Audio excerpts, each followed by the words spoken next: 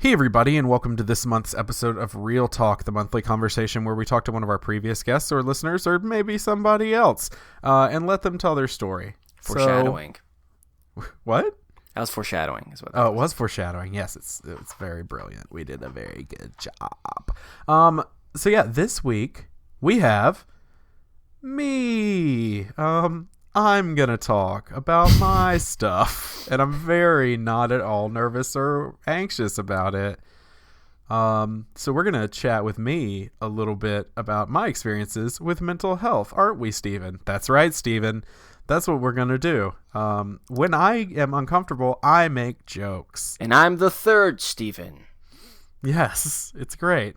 So before we get going, here's a little bit on how these episodes work. So if this is your first time, welcome to Real Talk. Third Steven welcomes you.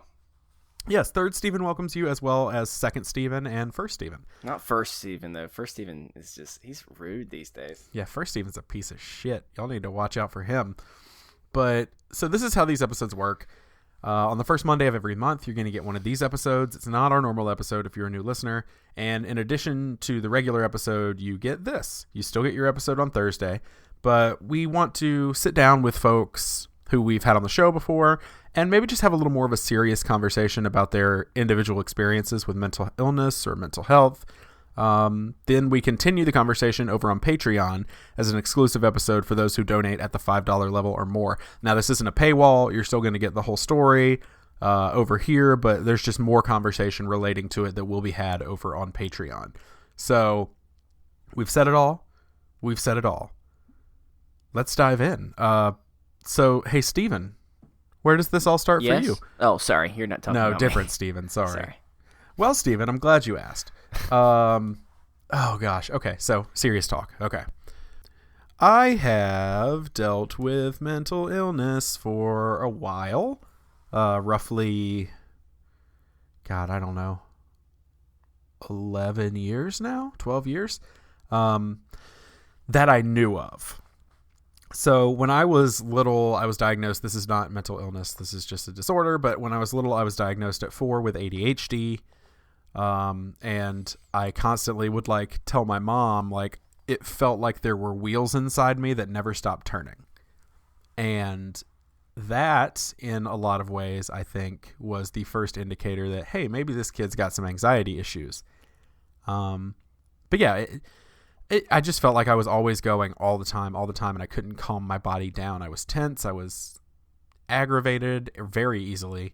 And so I got diagnosed with ADHD. They called that a day, but my psychiatrist now will tell me, hey, sometimes people misdiagnose misdiagnose anxiety disorders as ADHD.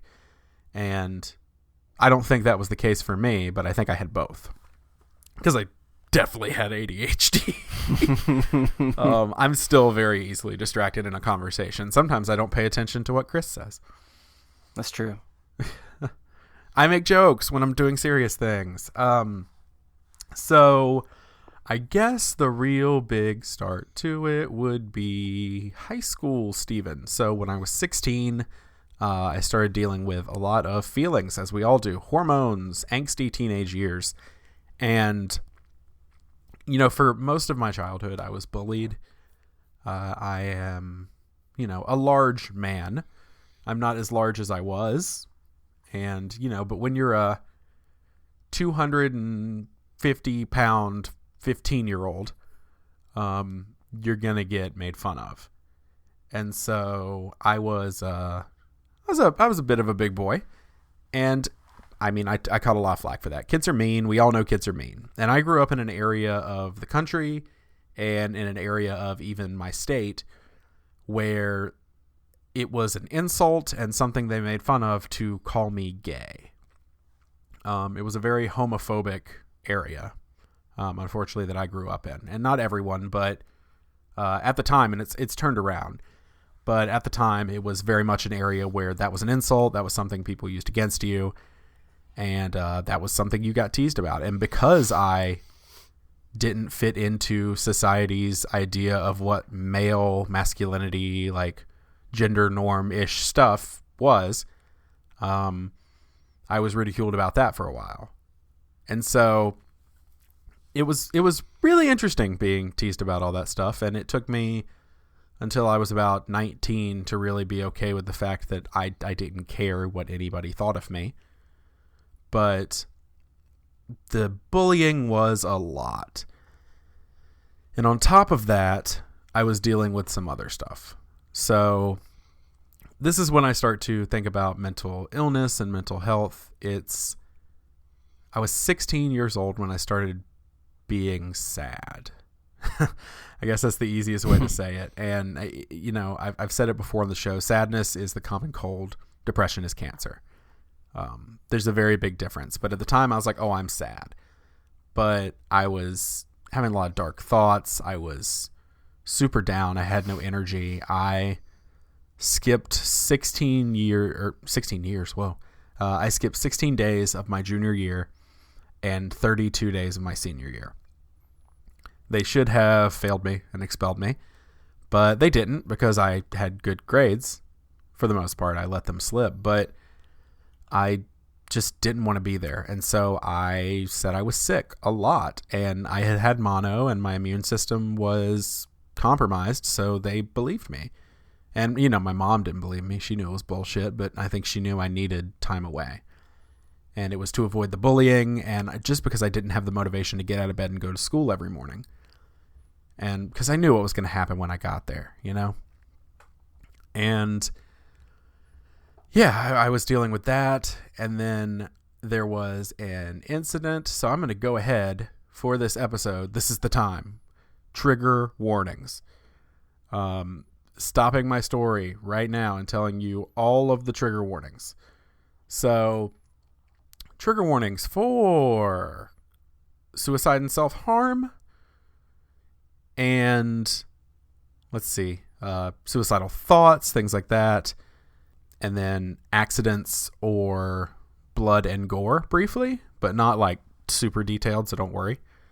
Other than that, I think we are all set. Sorry, yeah. Death of a family member. And so, yeah, those are my content warnings: death of a family member, suicide and self-harm, and grisly accidents. So if you cannot handle those things, maybe skip the rest of this one, but just wanted to let everybody know. So when I was 17 years old, I was dating this girl. We dated in high school for about 2 years, and there were some really great things about that relationship. There were some really not great things that played into my mental health as well. But I was dating this girl, and we were horsing around as teens do, and we were chasing each other out in her driveway, and she chased me into the house. And when I ran through the doorway, I closed the door behind me. Now, for years, I told people I tripped and I grabbed the door to break my fall, and it shut behind me because I was too upset over the fact that I made the conscious choice to shut the door behind me. But I did. I shut the door behind me. And when I did, she tried to stop it, and her arm went through the window and it sliced her arm.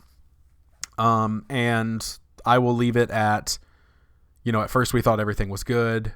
Then we very quickly realized it was not because it had hit an artery. So I'll leave it there as far as the graphicness of what happened next. But I just remember freaking the hell out. Her mom was a nurse. Her mom was upstairs. So she went upstairs and handled that. And I called 911. And I had a full-on meltdown and went to the hospital, sat up in the hospital waiting. And she had to go through surgery. And it had severed her ulnar artery 90%. If it had been 100, she probably would not have survived. And I blamed myself for that for a very long time. Even though I was told that's not your fault. It was an accident. Accidents happen. But I could not deal with that. And so that was a very, very big part of what came next. So I went through going to school again and trying to handle things, and eventually I started having chest pains, and I was dizzy, and I thought I was having a heart attack. And so I had this one teacher, God bless, Carol Riggs, if you're out there, you're amazing. But she was my choir teacher, and she would let me just come and sit in her room, or come in her room and use my cell phone to call my mom if I needed to calm down, or whatever I needed to do. She was pretty rad lady. And I thought I was having a heart attack, and this was happening on the regs. And so I was freaking out. And eventually, it just got to the point between that and a whole bunch of other stuff that, and I'm not going to go into too much detail here because I don't know if I can right now. I have told this story in detail only a few times, but today is not going to be one of those times because I don't know, I've missed some meds. I don't want to really delve too deep into it. But that is the point when I decided I was going to end my life. And the closest detail I'll give is I was in the middle of an argument with my dad, which didn't happen that often, but I was being a little shit about something. And I was angsty. I had all these feelings, and I slammed the door behind me. When I did, I knocked a lamp over, and there was a piece of glass on the floor, and I saw an out, and I tried to take it. And I stopped myself, partially through, and contained the issue and stopped the bleeding and never spoke a word of it. It was the winter, so I wore long sleeves. I wore jackets. And I didn't say anything about it for 10 years. And so that happened. And over the course of college, I had good spots. I had bad spots. I had times when I was on the top of the world, and I had times where I was sitting on a bridge in our campus's park. And it's not a high bridge. It wasn't one of those, but I remember sitting on a bridge and dangling my feet off there, and it was like 20 degrees outside. And I was just sitting outside thinking, like, I need to drop out of school. Nobody cares about me. Like, I would go through really high highs and really low lows. And never sought medical attention because seeing a therapist or getting medication was weakness, and I wasn't interested in that. At least that was my belief at the time. And so I was kind of a little shit through a lot of that. I mean, Chris can attest. I wasn't a bad person, but I was kind of a dick. And to give yourself credit, most of us at that age are a little bit of a dick. Yeah, but I was kind of the worst for a while. I get what you're saying. And I was not pleasant to be around. And then during summer classes, I got a call that my dad was going to have heart surgery. And I remember thinking, okay, well, actually, I got a call that they were doing a heart cath. They weren't worried about it, but they wanted to just go ahead and check it out, make sure everything was okay. And so I went down to Winston-Salem anyway from school, which was about an hour and a half drive, because I was like, I want to be there just in case. And when I got there, it was very clear it was a lot worse than I thought. There was blockage. There was 98% blockage in a few of the arteries. One of the arteries was so badly damaged that they couldn't do anything with it. And so we were told he was days away from a fatal heart attack. So they had to do emergency bypass surgery. So they did. And God bless Chris, to his credit. He came down when he found out and spent the whole day that we were in surgery. He had a big bag, like Mary Poppins. And his whole goal was to just distract me and my family from what was going on while my dad was in surgery. So there was bananagrams and crossword puzzles and jumbles and goldfish and all sorts of stuff. And we'll tell a fun story about the goldfish on the Patreon episode. Stay tuned to that to hear Chris do one of the grossest things I've ever seen. Scare your family members. Scare my family members to this day. That was 2011. 7 years later, they still talk about it. But so surgery went well, but I had to grow up really fast because, when you get pulled in and you're watching your dad, I mean, you were a witness, Chris, to my dad signing his will. Yeah. and because he didn't have a will up until that point. When you have to get pulled in by yourself to your dad, who's about to go into surgery, which could be fatal surgery if something goes wrong, and tells you have to take care of each other, you and your mom, and you have to do this, and it makes you grow up. And so I kind of stopped being as much of a little asshole as I was and became a bit of an adult. And I was on and off dealing with depression and anxiety. My anxiety got really bad after college. I graduated and moved to Charlotte, and it got really bad. And I finally went to the doctor, and doctor said, "Have you ever taken an SSRI?" I said, "Nope." She said, "Well, we're going to put you on Prozac." And so I was like, cool, sick. And I took that for a while, and I had Xanax as like a panic drug if I needed it. But took that for a while, and it just got to a point where it wasn't really working very much. But I felt like I was in a haze for like a year and a half. And I still am frustrated over that because like even my wedding, I was taking it at my wedding, and everything felt surreal, like a dream. So it was to the point that like I didn't get to enjoy my wedding to its fullest extent. And I was taking it, and I thought that was just what it did. But turns out, no, it's because it wasn't doing the right thing for me. If it was doing it that consistently. And so they doubled the dose when it wasn't working. And within a few days, I started having thoughts about hurting myself. And I knew since I had those thoughts before, I knew that was not me and that it was medically induced because I didn't want that, but I felt an urge. And so I quit cold turkey, which is the worst thing you can do.